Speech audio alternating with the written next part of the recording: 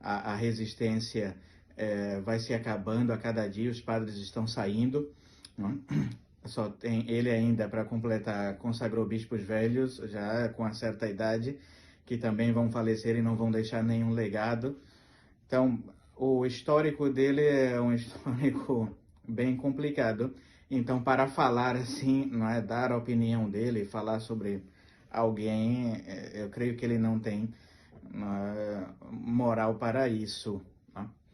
E não somente problemas doutrinais, como também vários problemas morais, que depois ficamos sabendo que existia nesse grupo chamado Resistência. Foi denunciado várias vezes por sacerdotes mesmo da Resistência e por pessoas de fora, e que virou um grande escândalo. Então eu acho que eles não têm envergadura nenhuma para falar sobre nada, nem sobre doutrina e nem sobre moral, muito menos sobre questão prudencial. Dom Williamson é conhecido por suas imprudências. Então tudo isso é muita história e tem muita mentira por trás de tudo isso. Nós que estamos nos bastidores conhecemos esses detalhes, mas infelizmente as pessoas que são fora se deixam enganar por esses homens. Muito bem. A próxima pergunta tem um pouco se trata com isso que falo sobre os padres juntando a resistência, ou saindo da fraternidade.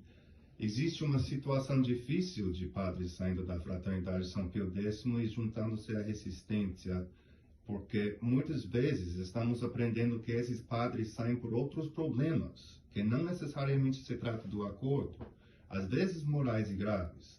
Temos o caso famoso do padre Abraham, que mora junto com Dom Williamson, do que eu sei, a última notícia que fiquei sabendo, e isso criou um escândalo na Europa.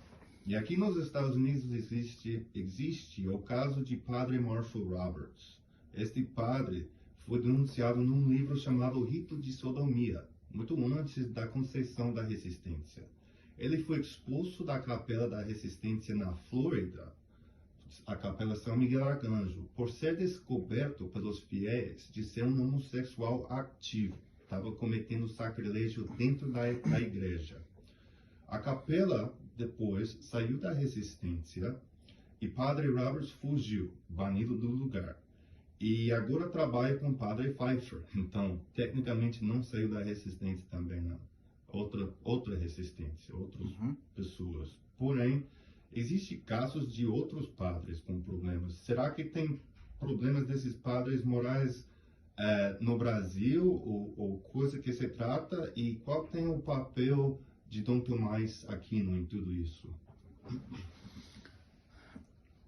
Como eu disse, né, a resistência a tantos problemas graves, doutrinais, né, como essa desobediência e essa resistência pública às autoridades legítimas, ao menos que eles consideram que são legítimas.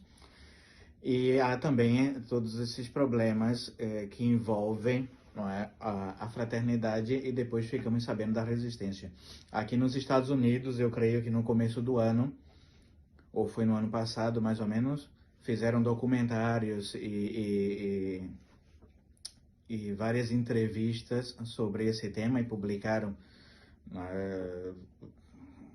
coisas ruins sobre isso na Fraternidade São Pio X. Então, aqui nos Estados Unidos e, se eu não me engano, também na Europa, especificamente na França.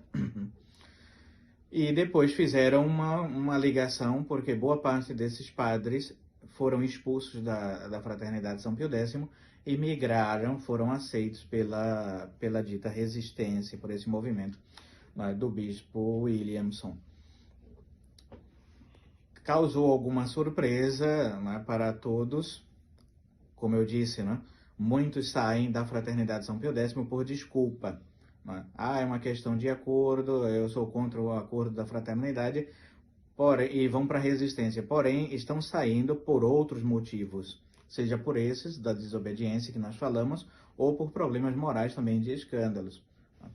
E como a resistência não tem contato direto com a fraternidade, acaba aceitando esses padres sem nenhum critério. Né? Então, isso é um problema. Nós ouvimos vários casos, tem esses também, na França também eu ouvi casos assim, Na América do Sul também eu vi vários outros casos de problemas esses, e creio que o que falta é um critério, né, de selecionar esses padres e de não sair recebendo todo mundo, né, sem credenciais, aí acaba acontecendo isso. Porém, nem tudo é assim, né? Eu ouvi dizer que, de fato, há um sacerdote desses que tem problemas, que vive com o próprio Dom Williamson atualmente, né? Eu ouvi de padres que denunciaram isso publicamente, né, essa relação que havia. Eu cheguei a perguntar também ao Dom Williamson, ele confirmou que vivia com esse padre, né? E ouvi também no Brasil de áudios, ou seja, que ele é favorável a isso, né, de ter sacerdotes assim com problemas morais, né, de guardar esses padres, inclusive até padres que têm apostolado, né, ele permite até que padres tenham apostolado. E no Brasil também ouvi dizer que o Dom Tomás deu também uma entrevista a alguém, não sei, ou comentou com alguém, e que de fato que tinha um sacerdote na França também que tinha esse mesmo problema e que vivia com uma família, e que, bem, não se deveria falar sobre essas coisas, sobre esses assuntos, porque ele já havia cumprido a pena dele, algo assim, então ele poderia voltar a trabalhar de novo com as famílias. Ou seja, me parece que não é só um problema, eles recebem essas pessoas porque não conhecem o histórico dessas pessoas. Eles recebem já sabendo quem são, não é? E apoiam, não é? Isso de alguma forma. Uhum. Então, infelizmente, vão ter sempre esses problemas recorrentes. Exatamente. Só o meu comentário sobre isso, porque eu fiquei sabendo um pouco sobre a situação ontem. Me parece interessante que ele denuncia bem forte o Senhor quando tomou a postura que tomou, mas ele está comentando, o Dom Tomás está comentando que não deveria falar ou denunciar esses padres com problemas sexuais. Ele disse da forma, tem coisas que não se deveria falar, ou não se deve falar.